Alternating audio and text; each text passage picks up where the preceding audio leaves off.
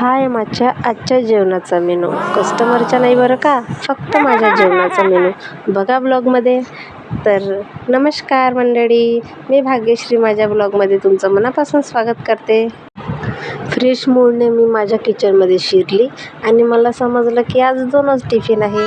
मस्त माझा शांततेत स्वयंपाक चालू होता. म्हटलं कशाची गडबड आहे, आज फक्त माझ्यापुरता आणि 2 टिफिनपुरता तर स्वयंपाक करायचा आहे आणि यांना शनिवारमुळे उपवासच होता, तर मी ओके होती आणि मी काही टेन्शन घेतलं नाही. खूप छान स्वयंपाक करत होती शांततेत, कारण क्रिशू पण झोपलेला, म्हणून म्हटलं आरामात करावं आज. असं माझा दिवस छान चालला होता.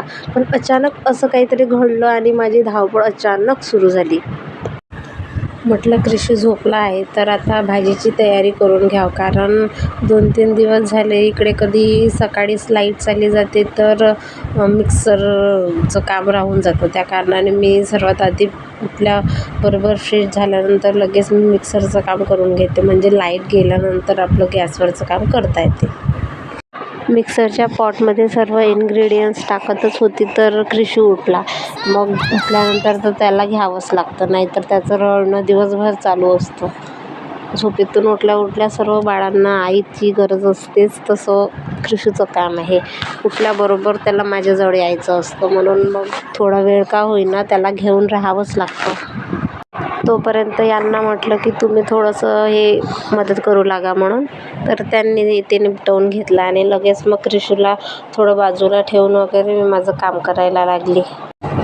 तर सर्व मसाले मी इकडे मिक्सरमधून फिरवून घेतले आणि तोपर्यंत माझा क्रिशूसुद्धा छान खेळायला लागला.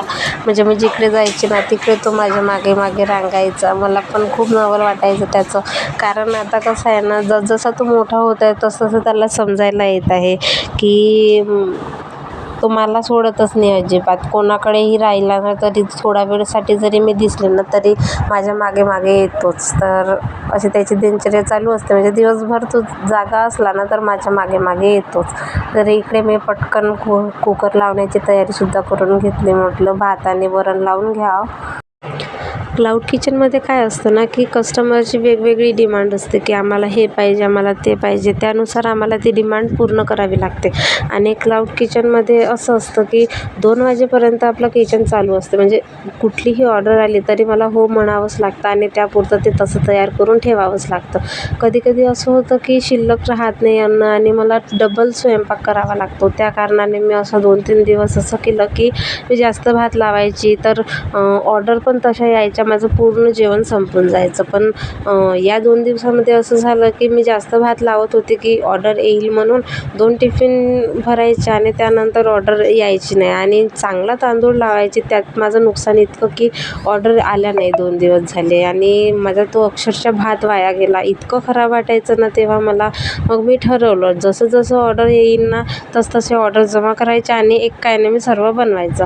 पण इथे मी जेही गंज कढई वापरते ना ते माझ्या सासूबाईच्या हातचे, म्हणजे जुने आणि चुलीवरचे आहे. त्या कारणाने जास्त कोणी याचा विचार करू नये. आज मी साधारणतः 5-6 जणांपुरता स्वयंपाक केलेला आणि 2 टिफिन भरल्यानंतर लगातार मला 4-5 ऑर्डरी 2 टिफिनच्या नंतरसुद्धा आल्या. आता गडबड अशी की 2 टिफिन असल्यावर मी जेवढा स्वयंपाक केला ते 5-6 डब्यांपुरता होईल का, त्यामध्ये मला किती ॲडजस्टमेंट करू ते सगळं अन्न भरावं लागलं, ते माझं मलाच माहिती. पोळ्या काय आपण वेळेवर ऑर्डर आली की वेळेवर टाकून देऊ शकतो, पण भाजी शिजायला पण वेळ लागतो आणि कुकर व्हायलासुद्धा वेळ लागतोच ना. आज माझी धांदल कशी झाली ते सांगते मी.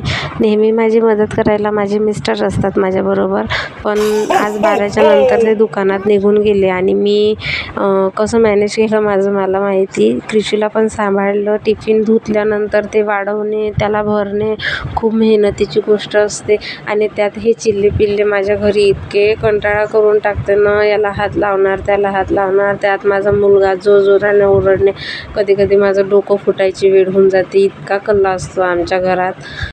घरी टिफिन सर्व्हिस हा व्यवसाय असल्याकारणाने मला रोजच स्वयंपाक करावा लागतो. तर आजचा वार कोणता, उद्याचा वार कोणता, कधी उपवास कोणाला आहे हे माझ्या लक्षात राहत नाही. आणि नेमकं मी विसरले की उद्याचा शनिवार आहे, यांना उपवास आहे आणि मी साबुदाणा टाकायला विसरली. मग वेळेवर मला जे सुचलं मी ते बनवायचा प्रयत्न केला.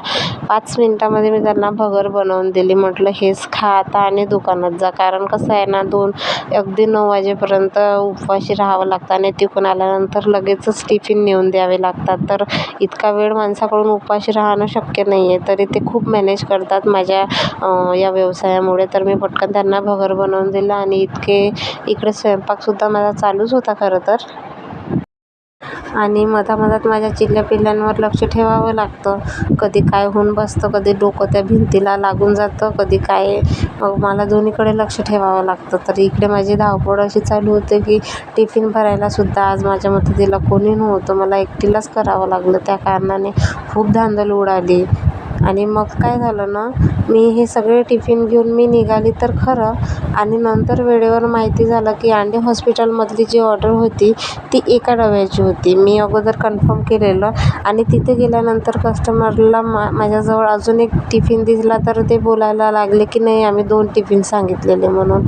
मग असं कसं होईल ना, मी एक सेंट्रल बँकसाठी टिफिन घेतलेला आणि माझी अशी धांदल उडाली की घरात स्वयंपाकाचं काही नव्हतं. भाजी संपून गेली, भात संपून गेला, वरणसुद्धा नव्हतं. पोळ्या होत्या पण पोळ्या कशा देणार ना, इतका सगळा स्वयंपाक करायला वेळच लागतो.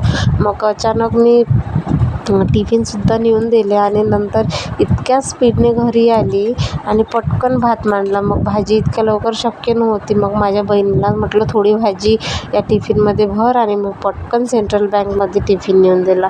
ही माझी खूप मोठी गडबड झालेली. मग मला जेवणालासुद्धा काही नव्हतं. मग अशा प्रकारे माझी डबलची धांदल झाली. कस्टमरला समजायला पाहिजे की त्यांना 2 टिफिन पाहिजे असेल तर त्यांनी पहिलेच सांगावं ना. 1 टिफिन म्हटल्यानंतर त्यांनी 2 टिफिन ऑर्डर केले. मग मला किती गडबड झाली असेल तुम्ही माझं समजू शकता. मला जेवणालासुद्धा काही नव्हतं. शेवटी मला पोहे बनवावे लागले आणि फ्रीजमध्ये जे होतं ते खावं लागलं. तर असे कस्टमर कधी-कधी माझ्या नशिबातसुद्धा येऊन जातात. तर अशा कस्टमरमुळे मला कधी-कधी असा नाश्तासुद्धा करावा लागतो. तर अशाच तुटाफुटा ब्लॉग बघण्यासाठी माझ्या यूट्यूब चॅनललासुद्धा सबस्क्राईब करा आणि इंस्टाग्राम पेजलासुद्धा फॉलो करून द्या. नक्की बघत राहा माझी व्हिडिओ. Bye bye.